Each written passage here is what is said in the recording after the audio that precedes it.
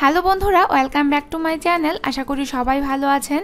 তো বন্ধুরা, আমি আজকে আপনাদেরকে পাতলা খিচুড়ি তৈরি করে দেখাবো। সামনেই তো রমজান মাস ইফতারে কিন্তু অনেকেই পাতলা খিচুড়ি খান।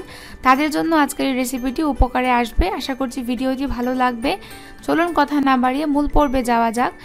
খিচুড়ি তৈরি করার জন্য প্রথমে আমি এখানে নিয়েছি মিক্সড ডাল। এখানে আছে মসুর ডাল, মুগ ডাল, ছোলার ডাল এবং বুটের ডাল। আমি 4 ধরনের ডাল দিয়ে আজকে খিচুড়িটা তৈরি করব। তো বন্ধুরা, ডালটাকে আমি একটি মিক্সিং বলে দিয়ে দিচ্ছি।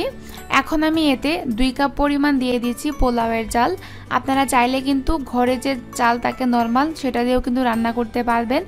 তো আপনারা যে পরিমাণ চাল নেবেন তার অর্ধেক কিন্তু ডাল নিতে হবে। তো চাল এবং ডালটাকে আমি খুব ভালোভাবে মিক্স করে নিচ্ছি। তো মিক্স করা হয়ে গেছে। এখন আমি নরমাল পানি দিয়ে খুব ভালোভাবে চাল এবং ডালটাকে পরিষ্কার করে নেব। তো বন্ধুরা, চালটাকে এখন আমি ধুয়ে নেব। চালটা ধুয়ে নেওয়ার পরে আমি খিচুড়ি রান্না করতে চলে যাচ্ছি। চালটা আমার ধুয়ে নেওয়া হয়ে গেছে। তো খিচুড়ি তৈরি করার জন্য প্রথমে আমি চুলায় একটি প্যান বসিয়ে দিয়েছি এবং তার মধ্যে আমি দিয়ে দিচ্ছি সয়াবিন তেল। তেলটাকে আমি গরম করে নিচ্ছি। তেল গরম হয়ে গেছে। এখন আমি এর মধ্যে শুকনো মরিচ, আদা কুচি, রসুন কুচি এবং পেঁয়াজ কুচি দিয়ে দিচ্ছি ফোড়নের জন্য। তো প্রথমে আমি শুকনো মরিচটা ভেজে নেব, তার জন্য আমি শুকনো মরিচ দিয়ে দিচ্ছি। ঝাল যারা বেশি খেতে পছন্দ করেন তারা ঝাল বাড়িয়ে দিতে পারেন। শুকনো মরিচটা আমার ভাজা হয়ে গেছে, একটু নাড়িয়ে দিচ্ছি। এখন আমি পেঁয়াজ, আদা, রসুনটাকেও দিয়ে দিচ্ছি। তো পেঁয়াজ, আদা, রসুনটা দিয়েও আমি চুলার আঁচটাকে মিডিয়াম টু হাই হিটে রেখে ভেজে নেব। পাতলা খিচুড়িতে কিন্তু রসুনটা একটু বেশি দেওয়ার চেষ্টা করবেন। এখন আমি হালকা বাদামি করে সবগুলো উপাদান ভেজে নিচ্ছি। তো সবগুলো উপাদানই আমার ভাজা হয়ে গেছে। দেখুন, এত বেশি ভাজবেন না, এতে করে কিন্তু খাবারটা স্বাস্থ্যকর থাকে না। এখন আমি ধুয়ে রাখা চাল ডালগুলো দিয়ে দিচ্ছি। চাল এবং ডালের থেকে কিন্তু পানিটা খুব ভালোভাবে ঝরিয়ে নেবেন। তো চাল ডালগুলো দেওয়া হয়ে গেছে। এখন আমি চাল এবং ডালটাকে তেলের সাথে খুব ভালোভাবে মিক্স করে নিচ্ছি।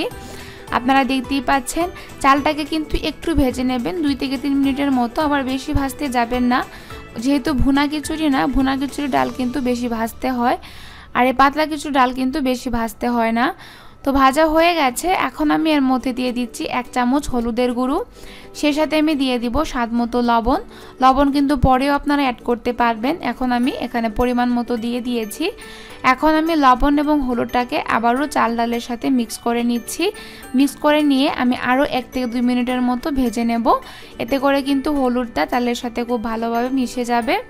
তো দেখুন, চালগুলোর সাথে কিন্তু হলুদ এবং লবণটা মিক্স হয়ে গেছে। এখন আমি এর মধ্যে পরিমাণ মতো পানি দিয়ে দিব চাল ডালগুলো সেদ্ধ হওয়ার জন্য। আমি পরিমাণ মতো পানি দিয়ে দিচ্ছি। আপনারা একটু বুঝে পানিটা ব্যবহার করবেন। এখানে যেহেতু বুটের ডাল আছে আর ছোলার ডাল আছে, এগুলো কিন্তু সেদ্ধ হতে একটু দেরি হয়, তার জন্য একটু পানি বেশি করে দেবেন। আর যেহেতু পাতলা খিচুড়ি, সেজন্য কিন্তু পানিটা বেশি করে দিতে চেষ্টা করবেন। এখন আমি একটি ঢাকনা দিয়ে ঢেকে দিয়ে রান্না করব আরও 5 মিনিট, অর্থাৎ বলক আসা পর্যন্ত অপেক্ষা করব। তো 5 মিনিট পর আমি ঢাকনা তুলে নিচ্ছি। বলক চলে এসেছে। এখন আমি ঢাকনা তুলে নিয়েই খিচুড়িটা রান্না করব। তো ঢাকনা আমি তুলে নিচ্ছি। দেখুন, খিচুড়িতে কিন্তু বলক চলে এসেছে। এখন আমি আরও 10 থেকে 15 মিনিট জাল করে নেব। এতে করে কিন্তু সবগুলো উপাদান খুব ভালোভাবে সেদ্ধ হয়ে যাবে। আর চুলার আঁচটাকে অবশ্যই মিডিয়ামে রেখে রান্না করবেন। হাই হিটে রান্না করলে কিন্তু পানিটা শুষে যাবে, কিন্তু ডাল কিন্তু সিদ্ধ হবে না। চাল কিন্তু সেদ্ধ হয়ে যাবে, মসুর ডাল, মুগ ডাল সেদ্ধ হয়ে যাবে। তো 10 থেকে 15 মিনিট পর দেখুন খিচুড়িটা কতটা মিহি হয়েছে, আপনারা দেখে নিশ্চয়ই বুঝতেই পারছেন। তো বন্ধুরা, খিচুড়িতে আমি এখন 4-5টা কাঁচামরিচ দিয়ে দিয়েছি ফালি করে। এতে করে কিন্তু খুব ভালো একটা ফ্লেভার আসে এবং ঝালও হয়। তো আশা করছি আমার আজকের রেসিপি আপনাদের ভালো লেগেছে। আর খিচুড়ি যদি আপনাদের কাছে মনে হয় মিহি হয়নি, তার সেক্ষেত্রে আপনারা কিন্তু ঘুটনি দিয়ে দিতে পারেন। ঘুটনি দিলে কিন্তু খিচুড়িটা একেবারে মিহি হয়ে যায়। আর এই রেসিপিটি কিন্তু ইফতারে খেতে বেশ মজা লাগে। বিভিন্ন রকম পাকোড়ার সাথে কিন্তু আপনারা খেতে পারবেন। তো আশা করছি আমার আজকের রেসিপি আপনাদের ভালো লেগেছে। তো রান্না করার অবশেষে আমি দিয়ে দিচ্ছি সরিষার তেল। এই তেল দিয়ে আমি ঢেকে দিয়ে আরও রাখবো 5 মিনিট। চুলাটা কিন্তু এখন আমি অফ করে দিয়েছি। এর ফলে কিন্তু খিচুড়িতে খুব ভালো একটা ফ্লেভার আসে। তো বন্ধুরা, খিচুড়িটা আমার রান্না হয়ে গেছে। আশা করছি আমার আজকের রেসিপি আপনাদের ভালো লেগেছে। যদি ভালো লাগে তাহলে আমার চ্যানেলটি সাবস্ক্রাইব করবেন এবং আমাকে সাপোর্ট করবেন। ধন্যবাদ।